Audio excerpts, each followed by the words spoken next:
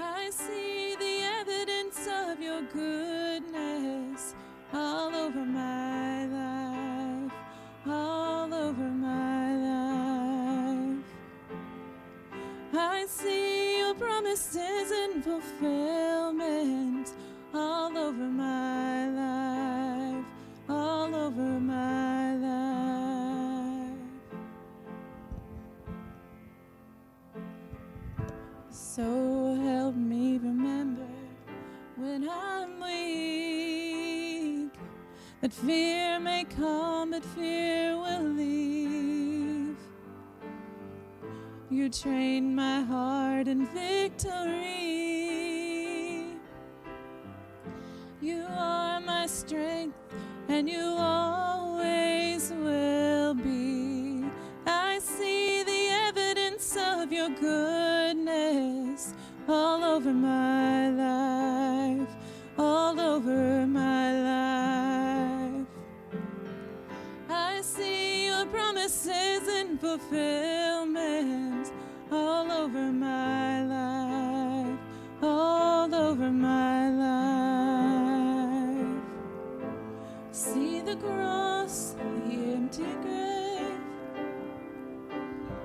The evidence is endless that all my sins are rolled away because of you, Jesus.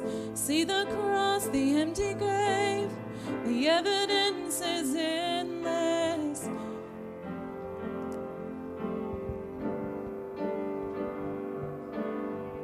I see the evidence of your goodness all over my life, all over my life.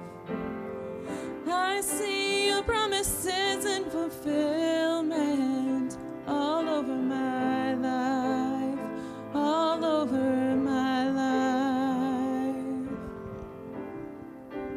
Why should I fear? The evidence is here. Why should I fear? The evidence is here.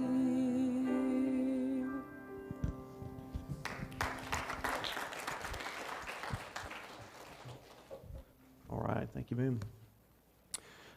We're going to take this morning, instead of me preaching, we've got the four guys that went to Brazil want to share their experience with you, what they saw, what the Lord did for them, and so that's what we're going to do. Find your so very quickly before they come. I'm not going to go first. I'll go last, so they can. I'll just won't repeat what they said, but find the book of Philippians, if you would, chapter number 4. The Apostle Paul, talking to the church at Philippi, was discussing how they had helped on his missionary journey. And he says in verse 15, "Now ye Philippians know also that in the beginning of the gospel, when I departed from Macedonia, no church communicated with me as concerning giving and receiving, but ye only." The Apostle Paul says, when I left, nobody helped. There was no churches that got with me that helped supply the needs, that helped send me on my way, except you guys. "For even in Thessalonica ye sent once and again unto me unto my necessity, not because I desire a gift, but I desire fruit that may abound to your account." And sure would be good if you take that little phrase, not that I desire a gift, but I desire fruit that may abound to your account, to highlight that and underline it, because that is what our missions dollars is doing. That's the purpose of it.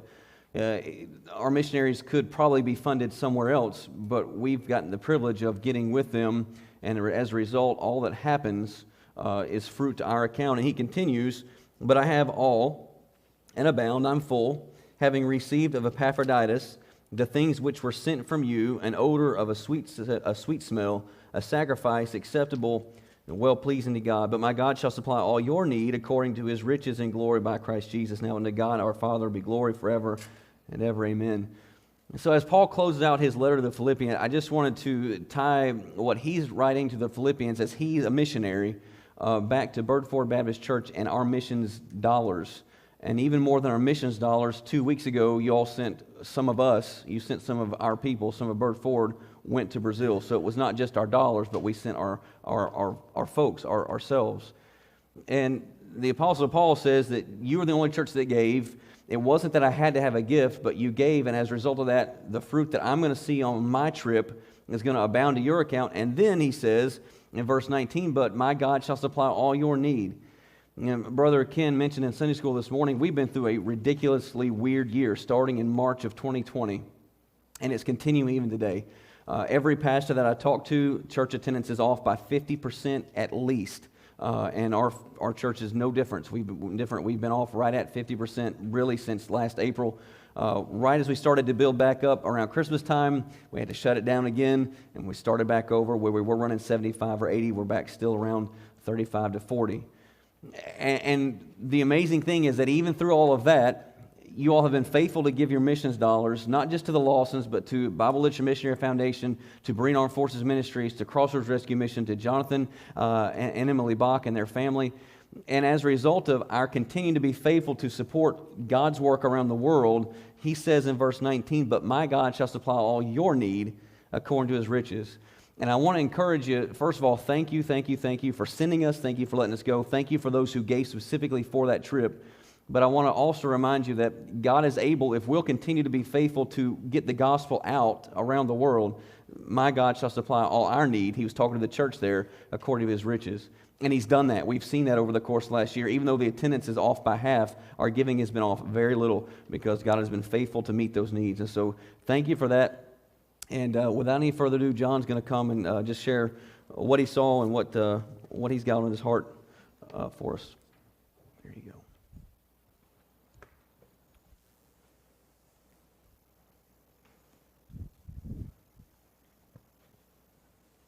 Well, I just do want to say that the trip that we took to Brazil was, it was a life-changing experience, and in more than one ways. And I just want to start by saying the first thing I noticed when I began to think about, what's different over there is how spiritually hungry the people in Brazil are. And it's because they don't feel the void in their life with their phones or their TVs like a lot of Americans tend to do. So they're constantly searching for the answer, and they're so quick to take a Bible tract or a gospel lesson, and it is truly heartwarming to see how fast they'll take it and they read it immediately. And right here is a picture. We were walking down the market that they have every Sunday. We're walking in the market handing out just tracts and Bible lessons. And I gave this lady a Bible lesson. She's running her little stand here. And she had people there when I gave it to her. And she stopped everything she was doing. And she read it right there on the spot. And she did it with a smile on her face. And you just don't see that here. And it's a whole completely different experience. And so because of this, it shows a hope for a bright future of the ministry of the Lawsons there, that they will reach the lost with their new church there. And so it is insane. They will take it so fast and read it. And we handed out 800 gospel lessons that day in an hour and a half, 2 hours time, and everyone's reading them. It really was insane. Another thing I noticed while we were there that I never really thought about, and I know I should have, but how faithful the Lawson family is to what God has called them to do. And when I say the Lawson family, I'm talking about every member of the entire family is so happy to faithfully do what they feel they're called to do. You can see they're doing it with smiles on their faces. They get up either really early every Sunday morning or stay up really late every Sunday night, preparing hundreds of gospel lessons and tracts that they go and hand out all over their city of Deparna every Sunday morning. And this is they just get around the table, have a good time, conversation, put them together, and they'll play music, Christian music in the background. It is so heartwarming just to see it. And so we need to be in prayer for them and their ministry and what the Lord's doing over there. And I promise you, no time was wasted on that we spent over there on that church building, because God's going to do great things with it. Here's a few pictures. That's their friend Marcus here, right next to Mr. Jordan. Let's go back. Right there. He owns a music shop there in Jiparna, and Mr. Brian wanted to take us to meet him and see his music store. But his mom's house is next to his music store. So we get there, and we see his music store, and we talk to him and meet him, and, well, we talked to him the best we could. None of us can speak Portuguese. His mom just starts preparing a whole meal for us, and Brother Brian was like, no, it's okay, we've got to go. And she was like, no, sit down. And so we were there for a good 45 minutes talking and having a good time with them. They're praying that they can get that man and his family in their church, so pray for them. He's a really good guy. He's just not a Christian as far as I know. This is a picture of a guy that had to come grind an I-beam for them. And he's grinding it completely barefoot with no gloves on. I thought that was very interesting. Sparks flying everywhere, and this man is completely barefoot. He's also welding without any eye protection or mask or anything. It's different. It's just a picture of how beautiful Brazil is. It was a mountain he took us to. It was really, really, really pretty. And then, so this is what the church building looked like when we got there. This is the first day that we went to work. And you can see all these holes and everything in the middle. They wanted to take those out so they could open it up and make it more of a church building. So I'm pretty sure Mr. Michael's going to talk more about that, but that was fun. Taking all those out, we had some problems. This is what the church looked like when we left. I know it still doesn't look like a church building to some of you guys, but seeing how different it is, we can envision a church in there now. And it was just there was 4 guys, and that was 4 days' work from that to that. We did all new electrical, put in a new ceiling, tore out all those holes in the middle, and it was a blessing to see all that work we got done. And I just want to say that it doesn't matter who you are or how many of you there are or how much time you have. God can use it, and he can use you. And we need to all be in prayer for this ministry of the Lawsons in Brazil and for the Lawsons. And that was right.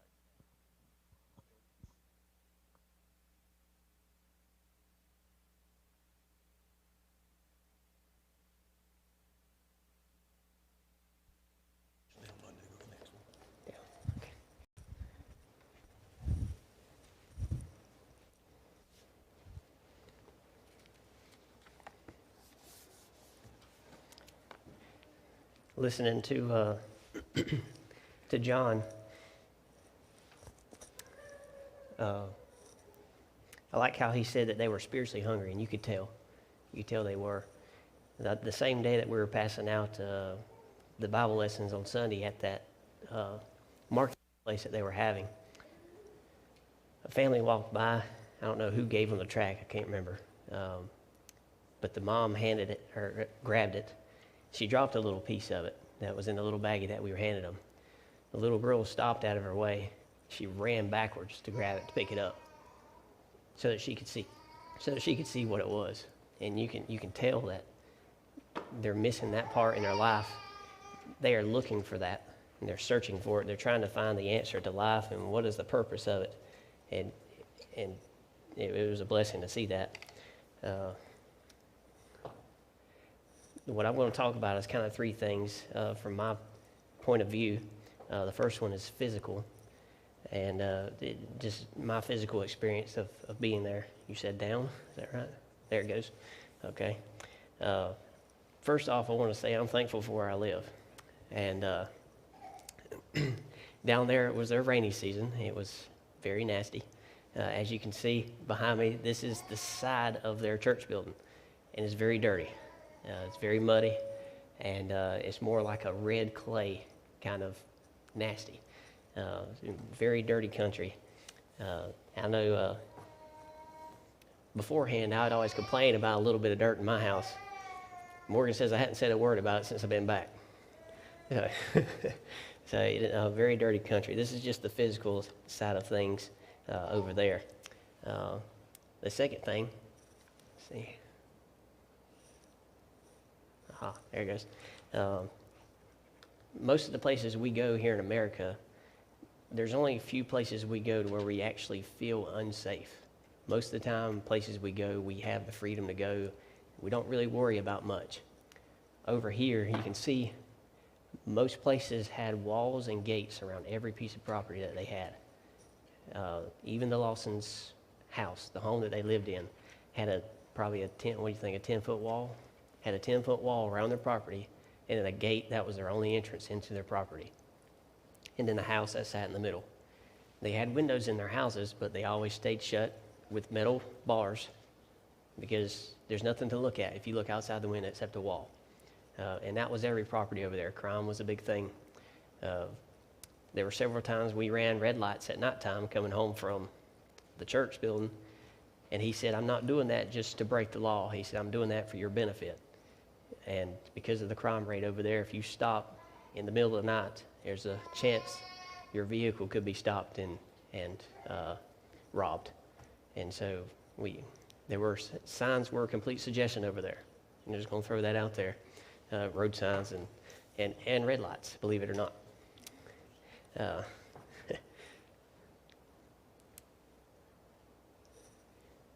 That's a different one, I think. No, that's probably the same one. That's the same picture you had. But little planning was done for them for the physical side. They had little planning for the future, and that included their construction. Here's a good example of it. This is one of the columns that he was mentioning that we had to tear down. For them to build a wall, they would build 2 columns. As you can see here, there's just a small piece of rebar that they had running through the middle, and then concrete that they would put on the outside of it. They would do 2 of those, one on each side, and then a beam. That was the exact same construction. And to fill in the wall, the only thing they would use was brick and mortar. And so it would not be hard to push really hard, and that wall could possibly come down.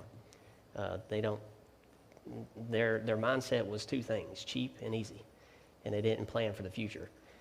The people of Brazil, Brian told us, has no idea what a retirement plan is, has no idea what insurance is, and if there was a wreck on the street, both drivers would get out of the car, figure out whose fault it was, and if it couldn't be settled there, it was taken to court. You try to do that in America, there's going to be some lawsuits thrown around. So, just some different way of things, how it does there. One of the neat things, too, while we were there, Brian had to go to the electrical store to get some supplies for us.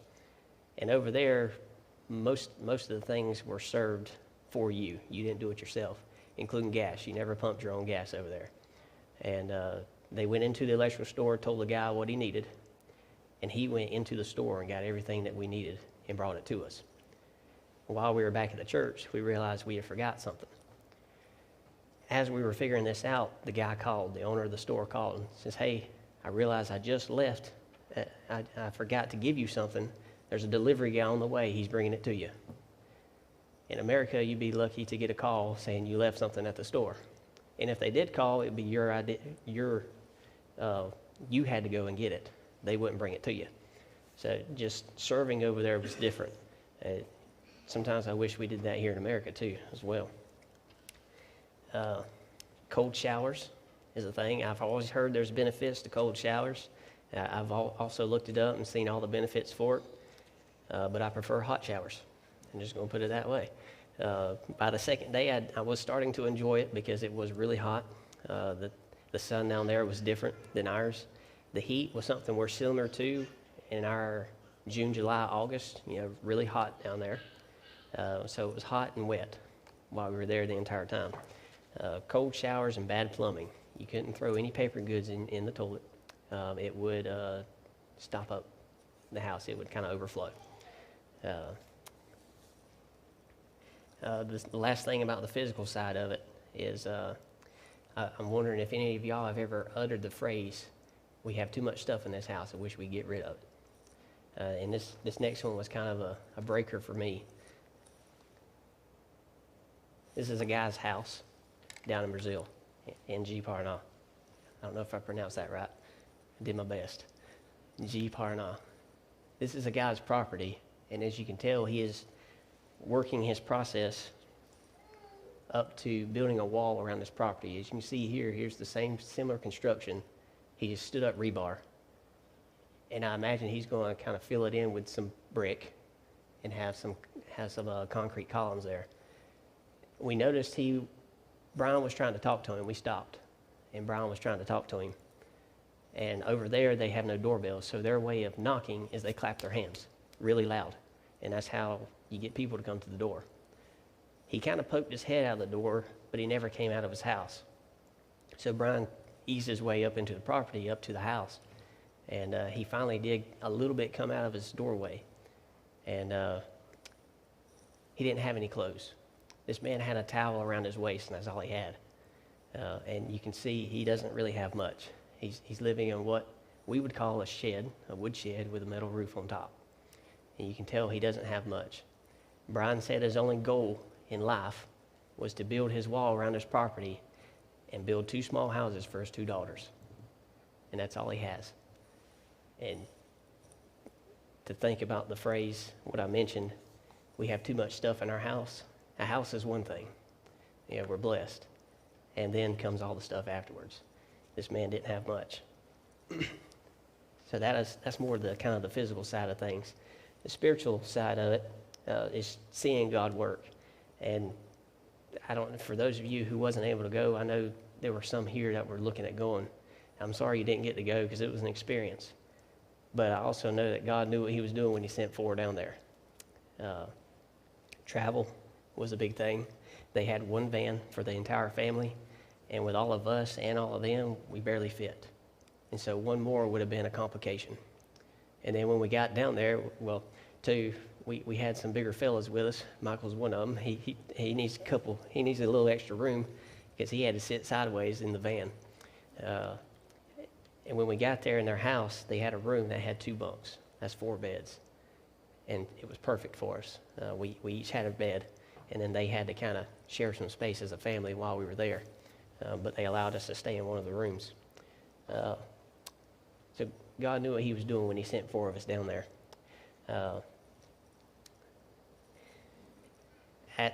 On Monday, Brian hit one of those speed bumps. I've mentioned a couple of you. Down there, they had a lot of speed bumps, a lot of potholes. Didn't have very good road construction. On Monday, so we got there on Sunday. On Monday, he hit one of those speed bumps and broke his van. And so for the entire trip, basically, that we were there, we had to take what we would know as an Uber. And before we got there, they had started making friends with a man. His name was Geronimo. And am I correct saying he was Catholic? Is that right? So they've been talking back and forth, became a little bit friends. And while we were there, Geronimo was willing to come and pick us up and wouldn't let Brian pay him. And you can see how God was working there to give us transportation from one place to the other. And Geronimo was willing to do that for us. Whether Geronimo knew it or not, he was doing God's work. And he probably had no idea. Every now and then I'd watch Brian, he'd kind of slip him some money, to say thank you, for taking us from point A to point B. And Geronimo, at one time, he said, "No, that's too much." And in English, he said, "I don't like you." So it's kind of how we would do our friends if we gave them money and they said, "No, I don't want you to pay me," but we do it out of kindness and want to show our appreciation. But you can see how God was working for transportation, our ability to stay at their house. And also, he mentioned there were some complications with the columns. You can see God was protecting us while we were working. There were some close calls, but you can see God had his hand in it, and he was taking care of us. And also in travel, he took care of us in travel. I think it was John that said, "I've never felt closer to the Lord than our trip from the airport to the house." And that was with Brian driving. So we were all scared for our lives. down there. We were passing is a big deal down there. Their engine quality was different than ours. So if it was a big truck that had a big load, it could only go so fast because their engines were different. And so the slower vehicles would allow you to pass. And the coolest thing to me was if the right blinker was on, the car in front of you was telling you, hey, the coast is clear, you can pass. If their left blinker was on, you couldn't pass, there was something coming. If their flashers were on, there's a pothole or a speed bump up ahead. So it was very unique how they did that because they could only go so fast, they were allowing you to go around them. But I remember one time we were passing an 18-wheeler. There's a curve and a hill. Couldn't see around the curve. Here comes Brian around the 18-wheeler with a sign on the side of the road that said no passing. And it was very terrifying. So there was a couple of times at nighttime when it finally hit darkness and seen some headlights coming. They looked very close by the time we got back over. Very scary. But the spiritual side of that is you could see God working through all of it. Just his little hand and everything. Well, I say little hand, but his mighty hand and everything, and all the little things as he took care of us while we were there. So there's your physical, your spiritual, and then the last thing is kind of a mental. When I say mental, just got me thinking. On Sunday, John mentioned it already, we passed out 800 Sunday school lessons in a span of max of 2 hours, I'd say. And that's travel and all.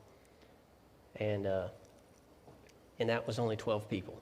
So we had 4 groups of 3 that went out and was passing door to door. And we covered 40 square blocks. Let's see. That's my last picture here. This is G Parna, a picture of the map. Everything in blue, the tiny squares, is everything the Lawson family has already covered in G Parna, passing out lessons and getting tracts out, getting the gospel out. And while we were there, we did the big square. This is 40 square blocks. And we passed out 800 Sunday school lessons. And it took maybe 2 hours. And so it's amazing what God can do with just 12 willing people. And so I Googled Glenville population. Whether it's right or not, I don't know. The population is roughly 5,100 people. And that's according to Google. So if we use that 800, the number that we passed out, and we did that once a week for a month, that's 3,200 people. And so in 2 months, the gospel could be given to 6,400 people. That's over the population of Glenville. So if 12 people in 2 hours can pass out 800 lessons, how many people we got here this morning, Brother Ken? Any idea? How many people do we have this morning? 22? 42. So imagine what 42 willing people can do to the city of Glenville. And then after Glenville has been reached, going out about to other counties, in just Tattnall County, really. This Glenville and Tattnall County could be our mission field if we can't go to Brazil. And so I just started running some numbers and got me thinking, imagine what 42 people can do versus 12 in just 2 months. The entire Glenville could be given the gospel. Somebody could have the gospel in their hand. So just food for thought, something to think about. And that was kind of my experience, the physical, the spiritual, and the mental side of it, of my experience of Brazil.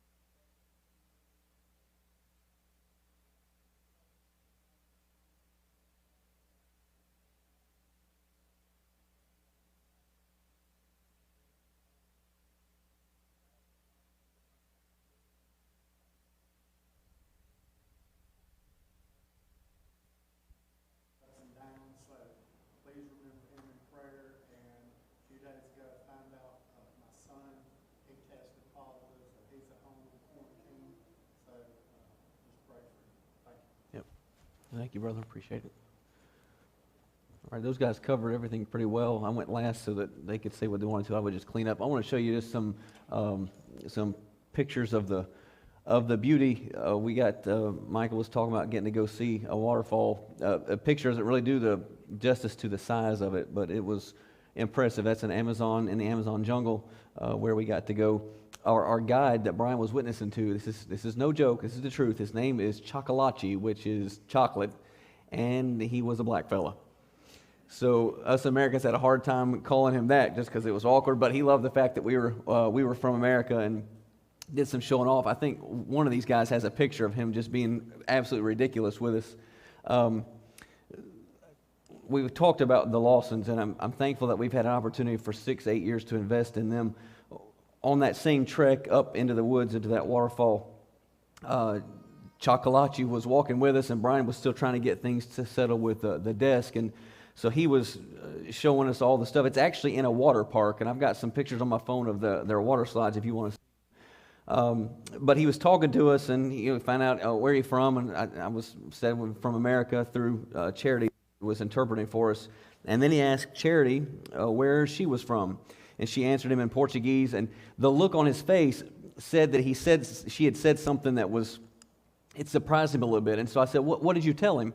Because that is one thing you take for granted, is being able to know what's being said around you when you're here in America. So you didn't know. I said, what'd you say? And she said, I was answering the question. I said, what did you tell him? And she said her dad wasn't there. There was nobody there for her to impress. She's talking to this Brazilian, and she said when he asked where she was from, her answer was, I was born in America, but my heart is Brazilian. And that is the attitude that the Lawsons have, that, yep, they are born in America, but God has given them a heart. And that's the difference between us and them. Their heart beats for the Brazilians. And you can see it in everything they do, including the cold showers every day. Let's see, we got another. This is a monkey flying over our heads. It's the best picture I get because they wouldn't stop and smile for me. But they were just wild monkeys jumping. I think those were spider monkeys. There were some bigger ones further back into the woods, as well as an anthill. This is not an exaggeration. That would have been, guys, 3 feet high. Did you see the anthill there? Yeah, 3 feet. That's not an exaggeration. Just a massive anthill. I did not see any of the ants, but it's not one you walk up and stomp on like you might do it here because they were just too big. So just some picture of the beauty. This is not the same house that Jordan showed you. This is a different house. But if you ever thought you needed a nicer house, you step foot in a third world country for just a day or two and look and realize, man, we have it good. Because this wasn't the worst house that I saw there. I was very careful not to take a picture of the worst one I saw. This was just maybe standard or just a little below standard. The fence is normally higher, but you can see they've added on right here. It's been added on too. They've added, I don't know what's underneath there. That might be their kitchen, but that's how they live, and it's just part of everyday life. For those of you that like pickup trucks, that's a full-size pickup truck in Brazil. It is the size of your car, but that's what you see mostly on the road. We saw a couple of like actual full-size trucks, but that was the standard truck, and no joke, that thing probably is 5 feet tall to the top of the roof there, but just interesting. This is us before we went handing out the material, and I show you that just to reiterate what John and Michael and Jordan have already said. That's 12 people, 800 people got the gospel in just a short period of time, and this is the work they're doing on a regular basis. Every Sunday, this is just part of their routine. It was so cool for us, but it's life for them to talk to that many people in a given week. This is John. So this is the gate in front of a house. That's the wall around the house inside there. Put the gospel packet right there. You see John put it in there. And a lot of the times, because they all have dogs, ugly dogs. Oh my goodness, there's some ugly dogs over there. But most of the time the dogs will be barking. And if you turned around after you got a couple houses down, you'd see, because the dogs were barking, the people would come and see what was going on. They'd see that stuff in their fence. And several of them I saw would be standing in their courtyard reading, just like John said. They grabbed it and started reading it right there. It's such a contrast between what we have here in America because we're so saturated with the gospel. the Apostle Paul, this is looking across, so Jeepharnah is divided in two by a river. This is from one side to the other, where actually on Brian's side of the river, that's the side that he's trying to reach. But this is looking across, and it's the second largest city in the state of Hundonia. Just over 115,000 people live there. But I want to draw your attention to this right here. The Apostle Paul was writing, and he said he looked at the city, and it was wholly given to idolatry. And that's one of the things spiritually that struck me about Brazil, is that it is wholly given to idolatry. I point this out because this is about a 10-story building. You can see how much larger this is. The Catholic Church is building that. That's going to be a Mary with wings. In that third world country, people don't have air conditioning. They don't have ceilings in most of their houses. The Catholic Church is building an idol for everybody to see as they cross the river in Jeepharnah. Just astounding to me, the work that's cut out for them. We got the opportunity to talk to two other missionaries they're all spaced out about 45 minutes to an hour apart. And one of the things that John, one of the missionaries that's to Jaru, said is that it's harder to witness to people in Brazil, to bring them to the knowledge of Jesus Christ, because they all are filled with idolatry and religion already.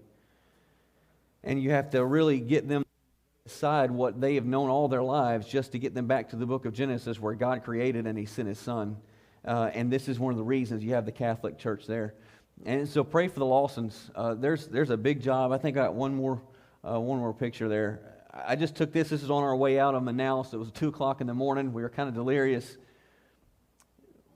But look at all of those lights and all of those people that are sitting figuratively in darkness, but also spiritually in darkness. And we've sent some people over there, the Lawsons, and they've been there now. They're starting in their middle of their second term, and they're doing the work. And those lights, just all of those people that's out of Manaus, the largest city in Rondônia, there's a lot of people that need Jesus Christ. We're insulated to it here. If you go to knock on doors, everybody's got a church that they go to. But Brazil is not. Sunday morning, the market that John showed you, it was their shopping day. They take a downtown city street, and all of these guys show up at 8 o'clock, 9 o'clock in the morning. They set up their booths. Hundreds and thousands of people come in, and they do their shopping on Sunday morning. Everything is shut down by noon, and then they go home and relax the rest of the day. That's what their Sunday is. It's just a spiritually hungry people. And so we're hoping, our prayer is that through what the pictures that you've seen, and these guys have more pictures. If you want to see more, at this point we're like grandparents that we have 1,000 pictures that we're happy to show you if you ask. We'll show you more pictures. But what you've seen is just a short representation of a world, a third world country that is anxious and ready to hear the hope that's found in Jesus Christ. And it's not just Brazil. You have Jonathan and Emily Bach up in British Columbia and in Alaska and in Canada and those remote regions. Those people are hungry. They have not heard the gospel, a lot of them. You have Brother Patrick is trying to reach out to lost people in uniform in the military, and they're hungry and they need the gospel, and there's the work going on there. And then a Crossroads Rescue Mission, even here in America, where the down and outs, the drug addicts and those who have been in jail, they're being reached because of the funds, the money that Birdford Baptist Church has given. And so this is not just the 4 J's, as Brother Michael said. This is what Birdford Baptist Church did. That work that was done on that building, those beams that were torn down, the sealants put in, the new electrical, the flooring ripped up, all of that, it was done by this church, not just the 4 people that went. And so own that. Be thankful that we have some men and women that are doing the work, that are representing us well, that are giving fruit, as Paul said in Philippians, that's going to abound to our account, and keep them on your prayer list. I did talk to Brother Brian yesterday afternoon. His van's supposed to be fixed on Tuesday from the speed bump. Jordan reminded me, they don't call them speed bumps there. There's a word in Portuguese that literally means spring or shock breaker, and that's what they call their speed bumps. And so that's what happened to him, but he'll have his van back. Look, the devil's going to keep that van in the shop because they use that van to go on Sunday mornings to give out the gospel. And so it's important that they have it. that they can carry on that work. But there it is, and there'll be opportunities. Look, if you missed it this time, just tell the Lord you want to go on the next one, take the next opportunity, and there'll be more trips to go. We're going to try to make sure we can get to other missionaries as best we can, and as opportunities come up to help them out as well. Would you bow your heads? We have the lights cut back on. Piano player is going to come. I don't know how we want to end the service this morning. Maybe we do it this way. Maybe in just a minute, the church, as many as can, will just come to the altar and pray for our missionaries, Brian Lawson and his family specifically, but also for the box and for Crossroads and for Bible Literature Missionary Foundation and for the Hazes also. If you do that in just a minute, I know there'll be help. Lord, help us to have a heartbeat that is for the lost like yours is. Thank you for the opportunity that you gave us. Thank you for the folks that gave to help us get to Brazil. And Lord, thank you for our missionary representatives to the city of Ji-Paraná. Pray that you give them the strength, Lord, give them the encouragement that they need. I pray that you give them wisdom as they make decisions. And then as that new church starts services in the next few weeks, God, I pray that you'd fill that building up with lost people that would come to know you because of the work that we did and also the money that our church has given to reach those people. Well, thank you for that now. In Jesus' name I pray. Would you stand? She's going to play. As she begins to play, we're not